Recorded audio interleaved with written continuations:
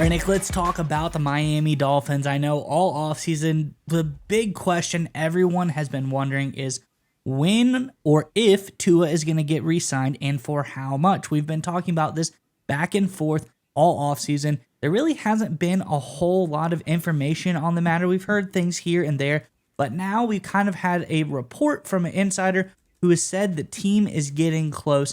So let's get to the article and we can talk more about that on the other side. This, of course, is from the Yardbarker. It says, a number of quarterback dominoes have yet to fall this offseason, and the situation regarding Tua Tagovailoa and the Dolphins remains unsettled. A lucrative investment in a Pro Bowl passer could still be very well be worked out relatively soon, however.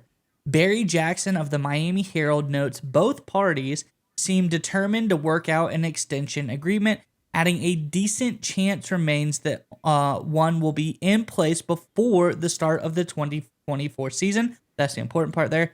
Plenty of blockbuster extensions are not finalized until training camp, and this summer is likely to be no different, with the number of potential holdouts looming and the likes of Dak Prescott and Jordan Love also positioned for big money QB deals as well. Nick, I think it's good to hear that the teams are close. They seem both ready to work things together, but honestly, I think it's normal for things like this to take a long time because it's a lot of money and there's a lot of details to work out as well.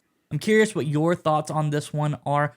But before we get to you, Nick, Dolphins fans, in the comment section below, what are you thinking this deal is going to look like? Do you think he's going to be at the top of the pay bracket? Do you think there's going to be any interesting language in this contract? How much do you think is going to be guaranteed or not? Let us know in the comment section below what you're thinking the ideal contract between the Dolphins and Tua would be. While you're down there, check out our list of our recommended NFL reading in the description below the video. We got some great autobiographies of some legendary NFL coaches, college coaches, even broadcasters as well. Then some just great books that lay out the game of football as a whole if you want to get more knowledgeable. Check those out in the description below the video. But Nick, what are your thoughts on Tua's latest contract update? You know, I think you kind of described it very aptly when you said this is very common. This is just how these things work out, and that's 100% true. And I know that from my regular day-to-day job dealing with a recent deal that I was negotiating with a potential customer of mine. And we started on, let's pick a day, let's say March 1st, just picking a day out of thin air. We agreed that we were going to work together in some capacity by like March 3rd.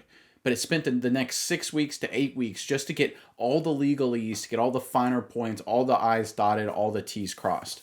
One of our very last negotiation sticking points was literally like with the 15th clause in the contract outlining how much notice either party would have to give the other if there was going to be an unexpected termination of contract, right? Very in the weeds, legal, weird stuff.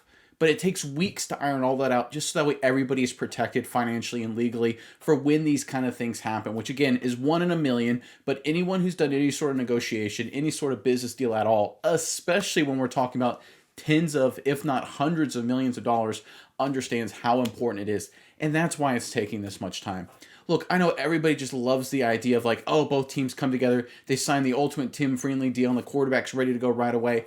I guarantee you, it's not Tua's end holding up this deal necessarily. It's a lot on the Miami Dolphins because they're making sure they're protected legally and financially, just like Tua is with his representation.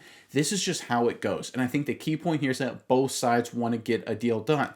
I'm going to go back to my experience where within 2 days of starting talking, me and my customer agreed that we both wanted to work together. And once that was set in stone, we were both like, hey, we want to make this happen. Everything else was just fringe stuff, making sure everything was legally covered, certain situations here and there. But throughout the entire process, me and him both knew we were going to negotiate this deal out and it was going to be fine.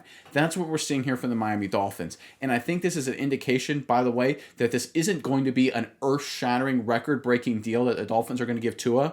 And it's not going to be a super-duper cheap deal on Tua's end either. I think the reason both sides are very comfortable saying they're working closely to make a deal, things are heading in the right direction, is because it's a kind of halfway team-friendly deal, right? It's not super team-friendly, but it's not blowing the market out. But it's also not a huge discount for Tua as well. I think both sides are getting a lot of what they want out of this deal. Now it's just the final in the weeds work here for the Miami Dolphins and from Tua's representation.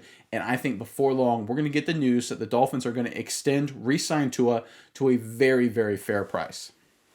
Yeah, Nick, and I think you bring up some great points, especially about just there's way more than going into a contract than saying like, hey, Tua wants, a 4 year, let's go Jared Goff money, a $212 million deal or something like that.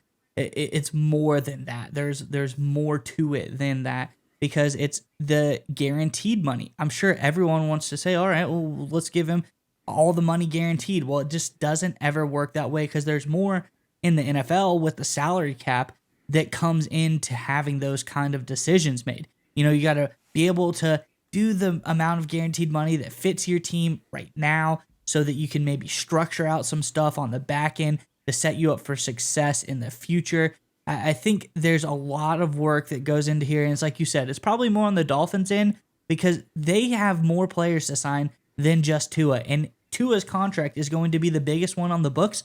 So they're going to have to structure it and plan out how they're going to sign everybody else around Tua with what they give Tua as well. So when you're talking quarterback money, when you're talking hundreds of millions of dollars for a team, they have to be able to see how that's going to affect everyone else around Tua as well. So I think this is important. It's kind of like when people say you buy a jet, like the price of buying a jet isn't just like, say, if a jet was $1 million, you really need $2 million to buy that jet because you're going to have to fill it with fuel. There's going to be maintenance. There's going to be hangar fees.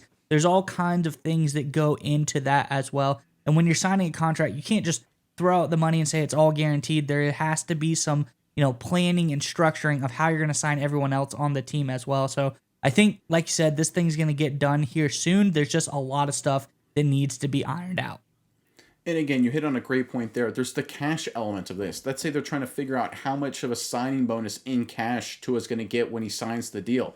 We all know the Dolphins, $1 billion franchise, of course, very wealthy people own it, but cash in the business is still cash in the business. That's a lot of money, whatever it's going to be, 10, 15, 20, $50 million cash when he signs the deal.